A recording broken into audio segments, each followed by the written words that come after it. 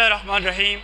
Viewers, इससे पहले हमने 3 तरह की क्वांटिफिकेशंस पढ़ी हैं, universal quantification and universal quantifiers, existential quantification and existential quantifier and uniqueness quantification and uniqueness quantifier. ये हमने पढ़ी हैं। आज का हमारा टॉपिक है translating from English into logical expressions. तो इन क्वांटिफिकेशंस को यूज़ करते हुए इंग्लिश सेंटेंस को किस तरह लॉजिकल एक्सप्रेशन में कन्वर्ट करते हैं, तो ये देखने के लिए एग्जांपल नंबर 24 देखें ज़रा। सबसे पहले, express the statement every student in this class has a calculator using predicates and quantifiers. अच्छा, अब आपको पता है कि एग्जिस्टेंशियल क्वांटिफिकेशन हो या यूनिवर्सल क्वांटिफिकेशन हो तो आपको डोमेन की ज़रूरत होती है। तो अब इसमें आप जो एग्जांपल ये कह रहा है, इस एग्जांपल में डोमेन का पता क्या होगा? डोमेन क्या है? डोमेन आप नहीं, डोमेन स्टूडेंट्स नहीं है। स्टूडेंट्स तो बेसिकली वो आपके पास क्या दो चीज़ें आपने पढ़ी थी, प्रेडिकेट एंड नहीं,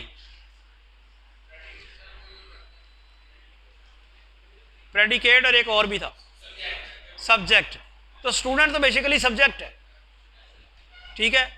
अच्छा, अब वो प्रेडिकेट उसकी प्रॉपर्टी क्या जो यहाँ पे कर रहा है, और जो डोमेन मैंने सवाल और पूछा था, डोमेन पूछी है मैंने, डोमेन इस ये क्लासरूम है। इसको ये क्या क्या कहा गया है? क्लासरूम के students. Express the statement every student in this class has a calculator. अब एक्चुअली अगर देखें तो इस जो आपके पास जो स्टेटमेंट है, ये स्टेटमेंट यूनिवर्सल क्वांटिफिकेशन है या एग्जिस्टेंशियल क्वांटिफिकेशन है? ये यूनिवर्सल है, एवरी स्टूडेंट कह रहा है ना। तो आप इसको किस तरह लॉजिकल एक्सप्रेशन में लिखेंगे वो तरीकाकार देखें। पहले आप सी फॉर क्लास हो गया, और एक्स जो स्टूडेंट है, जो सब्जेक्ट है, वो सी ऑफ एक्स आपने लिख दिया और उसको डिफाइन क्या कर दिया है? X has a calculator. C of x एक स्टेटमेंट दे दिया आपने, एक्स हैज़ अ कैलकुलेटर। अब यहाँ लगाना है एवरी स्टूडेंट, तो क्या कौन सा क्वांटिफायर लगेगा? Universal quantifier. तो क्या लिखेंगे? For all x C of x. तो बस ये आपकी क्वांटिफिकेशन होगी। अगर आपने इसी को एग्जिस्टेंशियल क्वांटिफिकेशन में तब्दील करना है, यानी आप ये कहना चाहते हैं कि some student in this class has a calculator, तो जस्ट क्वांटिफायर चेंज हो जाएगा। क्या आ जाएगा? वो जो एग्जिस्टेंशियल क्वांटिफायर है वो लग जाएगा। इस तरह से आपने इस सेंटेंस को लॉजिकल एक्सप्रेशन में कन्वर्ट कर दिया, जो कि एक यूनिवर्सल क्वांटिफिकेशन है। नेक्स्ट एग्जांपल देखें। If the domain consist of all people, express the statement every student in this class has a calculator using predicate and quantifiers. अच्छा, अब ये domain consist of all people, तो इसमें S of X क्या लिखा है? Person X in this class. C of X क्या है? X has a calculator. तो अब स्टेटमेंट सबसे पहले जो आएगी वो क्या आएगी? For all S of X implies C of X. उस स्टेटमेंट को हम इस तरह लिख सकते हैं। ऊपर डोमेन जो है उसके बारे में ज़रा देखें, consist of all people express. अब ये देखें पिछली एग्जांपल में और इस एग्जांपल में क्या डिफरेंस है, ये मैंने आपसे पूछना है। पिछली एग्जांपल ये बड़ा इंपॉर्टेंट है, ये दोनों एग्जांपल सामने रखें। ये लॉजिकल एक्सप्रेशन क्यों तब्दील हो गए दोनों के, ये ज़रा गौर से देखें। जब एग्जांपल नंबर 24 की मैं बात कर रहा था तो उसकी ट्रांसलेशन जो सेंटेंस था इंग्लिश का, उसकी जो लॉजिकल एक्सप्रेशन लिखा for all x C of X, ठीक है। जैसे ही स्टेटमेंट चेंज हुई है तो लॉजिकल एक्सप्रेशन ही चेंज कर दिया गया। ये क्या पता है? अब आप पिछली एग्जांपल और जो ये एग्जांपल है, इन दोनों एग्जांपल्स की स्टेटमेंट का गौर से देखें। सिर्फ थोड़ा सा डिफरेंस है। सिर्फ पहली एग्जांपल में डोमेन ये क्लास के स्टूडेंट्स थे। दूसरी एग्जांपल में क्या हुआ है? डोमेन चेंज हो गई। क्या है domain? Domain consist of all people. अब ये सिर्फ स्टूडेंट नहीं रहे, तमाम लोग आ गए, तो डोमेन अब ये आ गई। इस वजह से आपका लॉजिकल एक्सप्रेशन चेंज होगा। क्यों चेंज होगा? कि सी एफ एक्स कहते हैं person in this class, S F X और सी एफ एक्स क्या है, x has a calculator. C X जो हमने डिफाइन किया था सी एफ एक्स, वो क्या डिफाइन कर रखा है, सी एफ एक्स का मतलब है एक्स हैज़ अ कैलकुलेटर। जब एक्स, अब एक्स आना कहाँ से है, एक्स डोमेन से आना है। जो पहली एग्जांपल थी उसमें डोमेन आपकी इस क्लास के स्टूडेंट थे, तो वो जब आपने लगा दिया ना for all x C F X, इसका मतलब हुआ कि आपकी क्लास के तमाम स्टूडेंट्स के पास कैलकुलेटर है। अब मुसीबत ये है कि डोमेन चेंज हो गई है। डोमेन चेंज हो गई तो ये कंडीशनल बन गया कि तमाम लोगों में से, डोमेन क्या बन गई है, तमाम लोग, तमाम लोग में से वो लोग जो आपकी क्लास में हैं उनके पास कैलकुलेटर है। समझ आई बात? डोमेन चेंज होगी। अब इस क्लास में चलें, जो बात हम कर रहे हैं, इस क्लास से बाहर भी लोग बैठे हैं, हम उनका जिक्र नहीं कर रहे। हम कह रहे हैं जितने भी लोग हैं उनमें से जो आपकी क्लास में हैं उन सब के पास कैलकुलेटर है। तो ये डिपेंडेंस आ गई ना, यानी कैलकुलेटर सबके पास होना किसके ऊपर डिपेंड कर रहा है, क्लास के स्टूडेंट होने पे। डोमेन बहुत बड़ी है, उनमें से वो लोग जो क्लास के स्टूडेंट्स हैं उनके पास कैलकुलेटर होगा। तो अब डोमेन जो है चेंज होने से ये बन गया, क्या क्या बन गया, इम्प्लीकेशन। भाई डिफरेंस आपको पता चला है कि नहीं चला? पहले तो बात ही उसी ना, क्लास थी ना, तो आपने सिर्फ यूनिवर्सल क्वांटिफायर लगाया और आपने उससे बात पता चल गई कि आपकी क्लास के तमाम स्टूडेंट्स के पास कैलकुलेटर है। अब मसला यह है कि छांटी करनी, तमाम लोगों में से वो लोग निकालने हैं जो आपकी क्लास में हैं। तो वो डिपेंडेंस आ गई।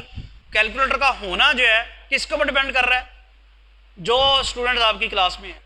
तो इसलिए ये लग गया for all X S of X implies C of X, यानी जितने भी लोग हैं उनमें से वो लोग जो आपकी क्लास में हैं उन सब के पास कैलकुलेटर है। क्लियर होगी बात? लेकिन आपका मुझे कोई रिस्पांस नहीं नज़र आ रहा। आज तो आप एसी में बैठे हुए हैं, इसके बावजूद आपका रिस्पांस नहीं आ रहा। आपको समझ आई बात? ज़रा सी चेंज की है, ज़रा सी चेंज की है, डोमेन ज़रा सी चेंज की है, तो आपकी जो लॉजिकल एक्सप्रेशन है वो डिफरेंट हो गया है। इतना डिफरेंट हो गया कि आपको पहले लॉजिकल स्टेटमेंट एक बनानी पड़ी थी सी ऑफ एक्स, अब आपको एक एस ऑफ एक्स भी बनानी पड़ेगी।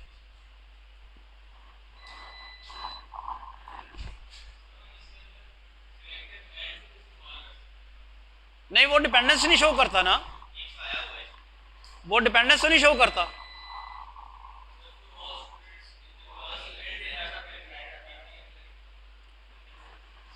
वो यहाँ डिपेंडेंस है। अब आप अगर ये करना चाहते हैं तो आप ये बताएं, देखें मेरी बात सुने, जो आपने बात की है, आपने किसी स्टेज पे कभी ऊपर कभी ये साबित किया है कि P implies Q logically equivalent है P एंड Q के? नहीं हुआ। अगर तो ये कहीं साबित हो गया हुआ है फिर तो मैं आपकी बात मान लेता हूँ। अगर कंडीशनल एंड कंजंक्शन दोनों लॉजिकली इक्वलेंट है फिर तो आपकी बात, आप उनकी ट्रुथ टेबल बनाए ना जरा, P इंप्लाइज Q का ट्रुथ टेबल और P एंड Q का ट्रुथ टेबल, क्या दोनों की ट्रुथ वैल्यू कहीं सेम आती हैं? किसी जगह कहीं आ जाती हैं रॉन्ग? P इंप्लाइज Q देखो, देखो P एंड Q जो है सिर्फ एक ही जगह ट्रू आता है। P एंड Q सिर्फ एक ही जगह ट्रू आता है जहां P और Q दोनों ट्रू हों, और P इंप्लाइज Q सिर्फ एक ही जगह फॉल्स आता है जहां P ट्रू और Q फॉल्स हो। तो यही पता चल गया हमें कि इनकी ट्रुथ वैल्यू सेम आनी ही नहीं है, तो लिहाजा ये लॉजिकली इक्विवेलेंट होने नहीं है। तो आप अब एक्चुअली ये कहना चाह रहे हैं कि तमाम लोगों में से जो आपकी क्लास में हैं उनके पास कैलकुलेटर है। तो अगर आप बहुत गौर से देखें तो ये डिपेंडेंस आ रही है। अब आप अगर गौर करें कि डिस्क्रीट स्ट्रक्चर पढ़ने के बाद आप देख ही रहे कि कितनी स्टेटमेंट्स नैरो हैं, यानी आप जो स्टेटमेंट पढ़ते हैं उसकी ट्रांसलेशन जो है आप बिल्कुल करीब करीब हैं कि वो कर दें या ये कर दें। ये इंसान का बनाया हुआ नॉलेज है और उसी की ट्रांसलेशन, उसी का तर्जमा ज़रा सा इधर हो जाए तो लॉजिकली वो चेंज हो जाता है। तो जो अल्लाह ताला का कलाम है उसके बारे में क्या ख्याल है? क्या हम समझते हैं कि कुरान पाक का परफेक्ट तर्जमा हम कर चुके होंगे? उसके यानी आप देखें ना कि अल्लाह ताला के कलाम को समझने के लिए फिर तो उम्रें चाहिए ना। हमने तो अभी ये कुरान पाक का पूरा तर्जमा भी नहीं पढ़ा जो लोगों ने मेहनत करके किया हुआ,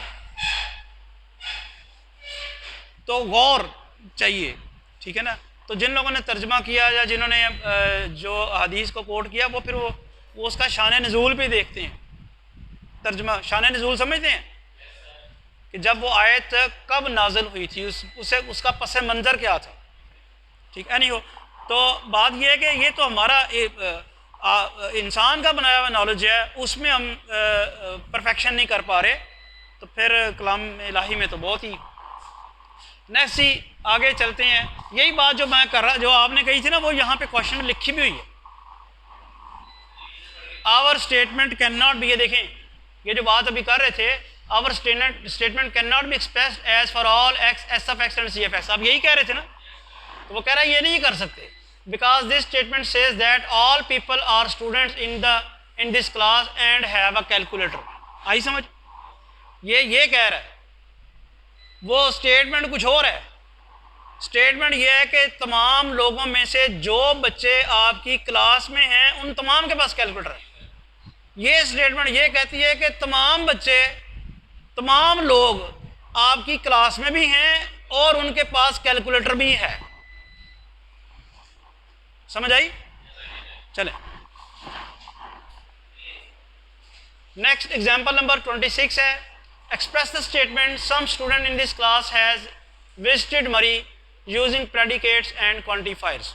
तो अब ये स्टेटमेंट है, आपने सबसे पहले ऐसी कोई चीज़ कर देनी है कि जिससे ये पता चले कि वो मरी गया। तो एम एफ एक्स उसको कह रहा है, एम एफ एक्स क्या है?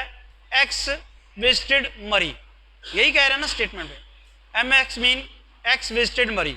आगे कह रहा है कि आपकी क्लास में से कुछ स्टूडेंट्स, वो एक भी हो सकता है, दो भी हो सकते हैं, सारे भी हो सकते हैं, बहुत डाउट क्रिएटेड है। जब वो कुछ कह रहा है ना, तो वो ये नहीं कह रहा कि सब नहीं गए। जब वो कुछ कह रहा है तो वो ये नहीं कह रहा कि सिर्फ एक गया है, वहाँ डाउट क्रिएट कर दिया। तो सम के लिए कौन सा क्वांटिफायर यूज होगा? Existential quantifier. तो देयर एग्जिस्ट आ गया X M X. Next note क्या है? If we are interested in people other than those in the class we look at the statement a little differently. Our statement can be expressed as there is a person X having the properties that X is a student in this class and X has visited Murray. तो वो बात वही है कि जब वो आपके पास domain change हो जाएगी तो फिर आप क्या लिखेंगे? There exist. अब ये आ गया एस ऑफ एक्स, आपने क्या लिख दिया? X is a student in this class.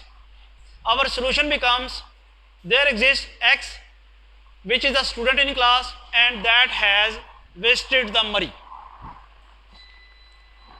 Domain क्या चेंज हुई है? डोमेन क्या चेंज कर दी है? People other than those in this class, यानी और भी लोग जो क्लास में शामिल नहीं हैं। जैसे अभी हमने पिछला क्वेश्चन किया, तो अब क्या हो गया कि एक आपने ये कहना ना कि कुछ स्टूडेंट्स हैं आपकी क्लास के जो मरी जिन्होंने विजिट किया है, और डोमेन है सारे लोग। अब उनमें से आपने वो पकड़ने हैं जो दोनों कंडीशन सेटिस्फाई कर रहे हो, जो आपकी क्लास में भी हैं और जो गए हैं मरी भी विजिट किया जिन्होंने। तो यहाँ ये आएगा, यहाँ इम्प्लीकेशन नहीं आएगा, ठीक है। तो यहाँ आपका कोई स्टूडेंट है जो आपकी, अब अगर वहाँ यहाँ पे एग्जिस्टेंशियल क्वांटिफायर की जगह यूनिवर्सल लगा देना फॉर ऑल एक्स, तो फिर आप और काम ख़राब कर रहे हैं। फिर आप कह रहे हैं कि दुनिया जान के सारे जो लोग हैं वो आपके क्लास में भी हैं और मरी भी विजिट किया हुआ।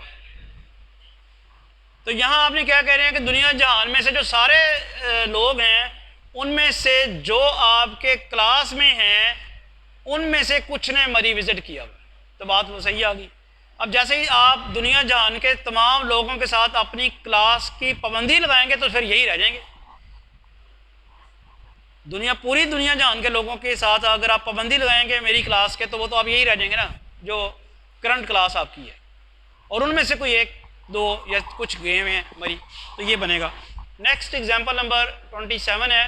अच्छा मैं ज़रा कुछ जल्दी भी कर रहा हूँ, तो चूँकि अब अनफॉर्चुनेटली आपका एग्ज़ाम बड़ी जल्दी आ रहा है, तो इसलिए यही मीडियम इंस्ट्रक्शन हमने यूज़ किया है कि वो लिखने में काफ़ी टाइम लग रहा था, तो मैंने सोचा कि इसको करके ज़रा वाइंड अप कर दें।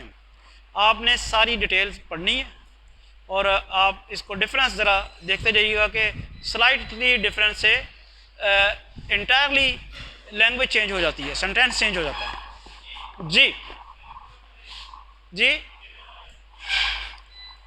पेपर मैंने डेट शीट आ गई है, पंजाब यूनिवर्सिटी ने डेट शीट अनाउंस कर दी है।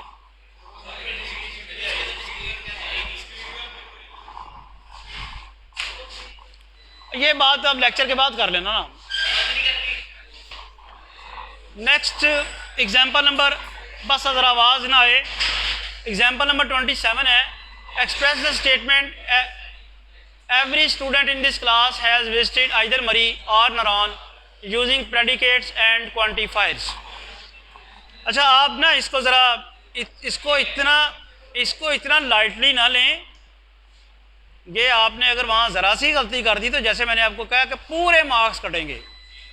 ये नहीं होगा कि चलो इसने फॉर ऑल सही लिखा हुआ है तो आगे बेड़ा कर किया हुआ है तो कोई बात नहीं, कोई बात नहीं, सारे जाएंगे। तो ये क्या कह रहा है कि इस क्लास में हर स्टूडेंट या मरी विजिट किया हुआ है उसने या नारान। यूनिवर्सल तो एवरी के लिए तो यूनिवर्सल आ गया। अब आपने 2 बनानी है प्रपोजिशंस। एक आपने मरी के लिए ले ली M of X, X has visited Murree. एक आपने नारान के लिए ले ली N of X, X has visited Naran. अब बीच में लगाना और, क्योंकि सारे स्टूडेंट जो हैं वो कुछ उधर गए हैं कुछ उधर गए हैं, तो पीछे आपने लगाना है universal quantifier for all x. आगे क्या आएगा, एम ऑफ एक्स और एन ऑफ एक्स। स्टेटमेंट समझ आ गई है। अच्छा ये जब तक किताब खुली हो या जब तक ये स्लाइड चल रही हो तब तक तो सारी समझ आ रही होती है। असल समझ तो वो है जब किताब बंद हो जाए और क्वेश्चन सामने हो और आप खुद करें, तब पता चलेगा आपको आ रही है समझ की नहीं आ रही। वहाँ आप गलती नहीं करनी है आपको। ये नोट है, if the domain for X consist of all people our statement can be expressed as. फिर हमारी स्टेटमेंट क्या हो जाएगी, फिर वो देखें, फिर वो कंडीशनल बन जाएगा। ये अब गौर करें कि आपके पास फिर कंडीशनल बन जाता है डोमेन। अब हमें 2 एग्जांपल्स करने के बाद ये समझ आ रही है कि अगर डोमेन आप बड़ी कर दें तो फिर आपको पहले आपको ये करना पड़ता है, उसको बनाना पड़ता है कि ये हमारी क्लास जो हमारी क्लास में है उनके साथ, ठीक है, जो हमारी क्लास में है वो दुनिया जहान के लोगों में से जो हमारी क्लास में हैं उनमें से कुछ ने मरी या नारान विजिट किया हुआ है, तो क्या बनेगा ये कंडीशनल। और ये बात पीछे भी हो चुकी है स्लाइटली इजी एग्जांपल लेके जिसमें कैलकुलेटर का जिक्र था।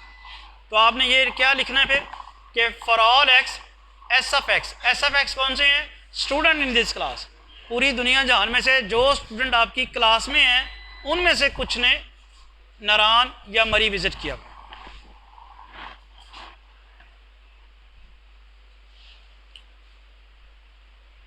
अब कुछ चीज़ें मैं स्किप भी कर रहा हूँ, आप ज़रा देखते जाएं। ये पंजाब यूनिवर्सिटी के 2012 के BSIT के क्वेश्चन पेपर में आया हुआ है। उस वक्त जारी बात है BSIT था, तो IT का कोर्स भी है। IT का कोर्स जो है वो डिस्क्रीट मैथमेटिक्स के नाम से है और BScs का कोर्स जो है डिस्क्रीट स्ट्रक्चर्स के नाम से है। कोर्स आउटलाइन सेम है, वो डिस्क्रीट स्ट्रक्चर और वो डिस्क्रीट मैथ। और आप IT के जो पास पेपर्स हैं वो आपको सॉल्व करने चाहिए। कोर्स वही है सारा का सारा, ठीक नहीं। जब IT को पढ़ाया जाता था तो वो 3rd सेमेस्टर में था, उसका कोर्स कोड अभी भी है, लेकिन अभी भी पढ़ाया जा रहा है, आजकल भी पढ़ाया जा रहा है, लेकिन जारी बात है नेक्स्ट सेमेस्टर में अब वो नहीं पढ़ाया जाएगा। अब ये BScs हो गया। अच्छा अब ये ज़रा देखिएगा एग्जांपल क्या कह रहा है 28। P of x such that x can speak Russian, Q of x such that x knows C++। ये अब क्या हुआ है कि अब आपको लॉजिकल एक्सप्रेशन जो हैं वो खुद स्टेटमेंट्स दे दी गई हैं और आप आगे क्या कहता है, convert the following statements into symbolic form by using quantifiers and predicates. First एक अब ये दो काम है। अब आगे वो जो आपको कहेगा ना कि आप बनाएं, तो उसको आपने बनाना है। और दो चीज़ें हैं, डोमेन्स आपने दो लेनी है। एक डोमेन जो है वो आपकी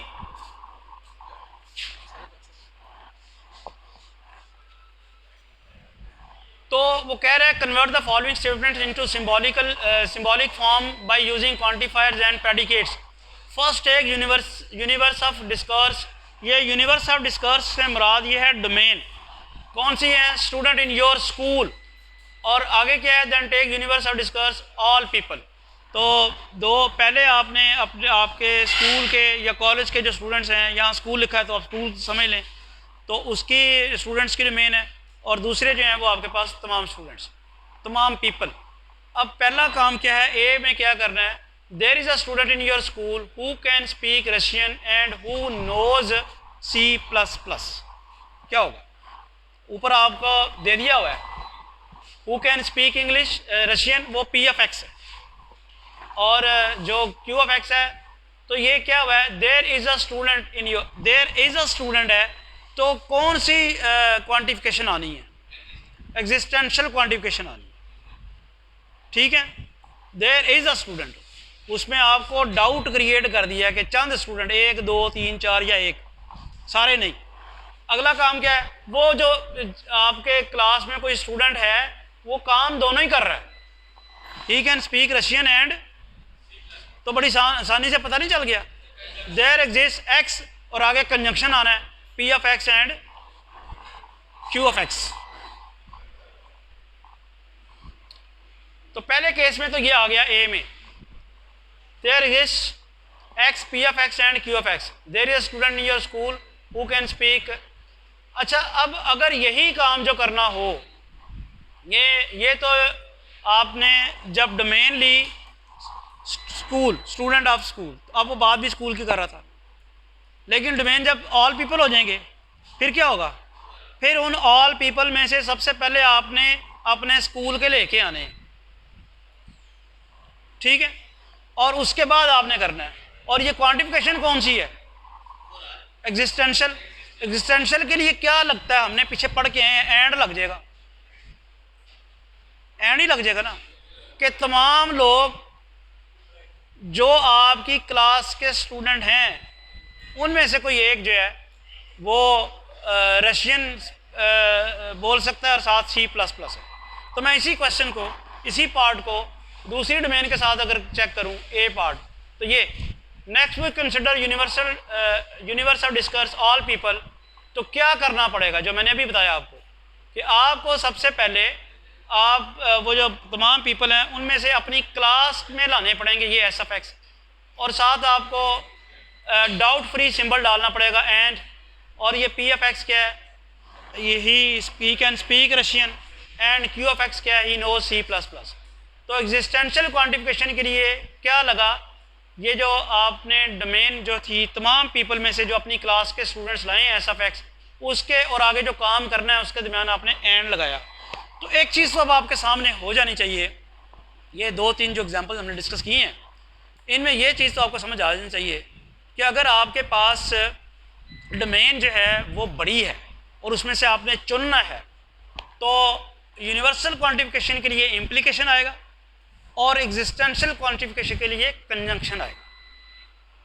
फिर क्लियर कर दूं, डोमेन बहुत बड़ी है, उसमें से आपने अपनी मर्ज़ी के चुनने हैं, और अगर वहाँ यूनिवर्सल क्वांटिफिकेशन लगानी है तो आएगा कंडीशनल, और अगर वहाँ पे एग्जिस्टेंशियल क्वांटिफिकेशन लगानी है तो आएगा कंजंक्शन।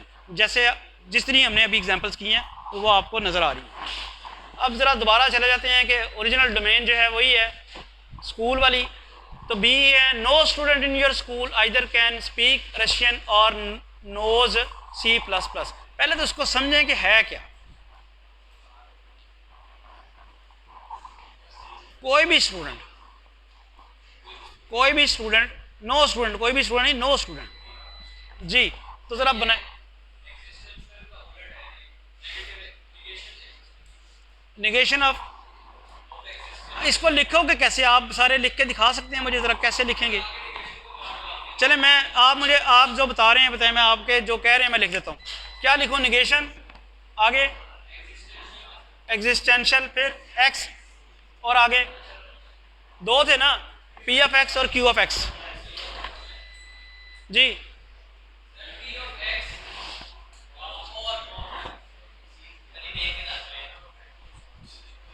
ये कह रहे हैं आप।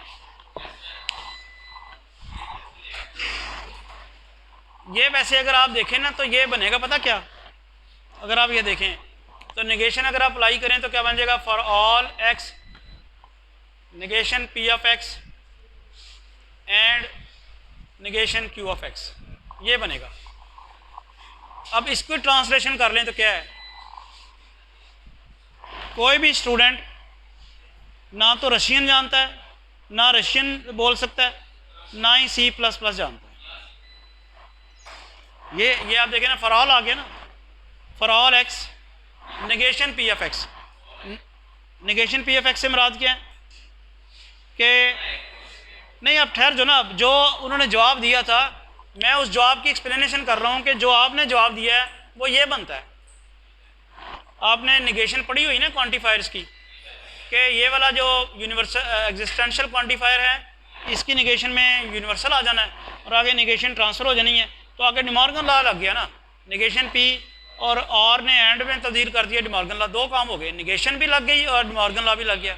अब इस सेंटेंस का अगर हम इसको रीड करें तो ये क्या कह रहा है कि कोई भी स्टूडेंट ना तो रशियन बोल सकता है और ना ही C++ जानता है। क्या वो सेंटेंस यही कह रहा है? उसमें तो डाउट नहीं क्रिएट किया हुआ उसने। No student in your class can speak, no student in your school either can speak Russian और नो C++। उसमें तो डाउट है।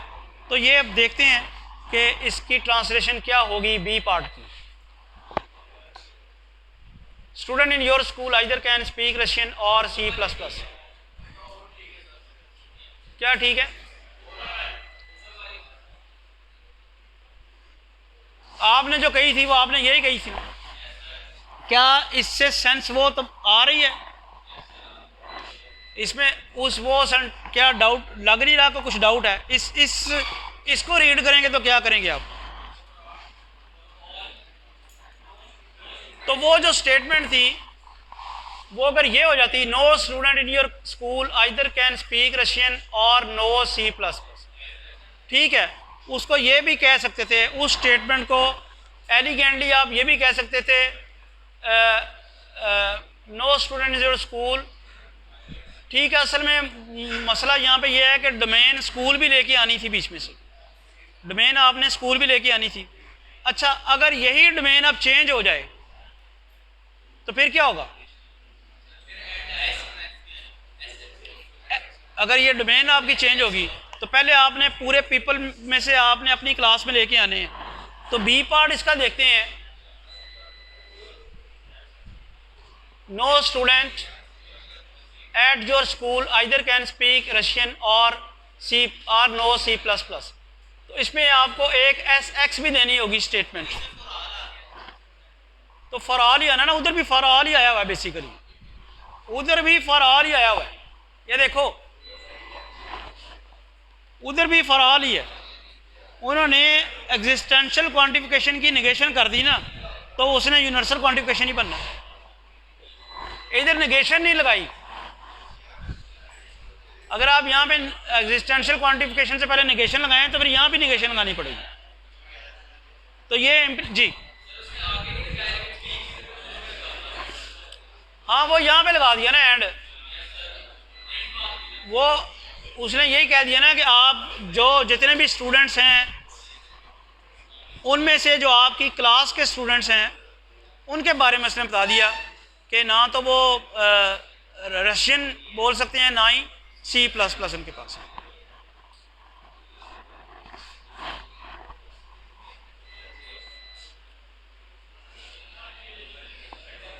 तो अब आज का जो लेक्चर है ये आज यहीं हम वाइंड अप करते हैं। एक्सरसाइज के कुछ आपने क्वेश्चन सॉल्व करने हैं, लेकिन नेक्स्ट टॉपिक इंशाल्लाह हम नेक्स्ट लेक्चर में डिस्कस करेंगे। Thank you.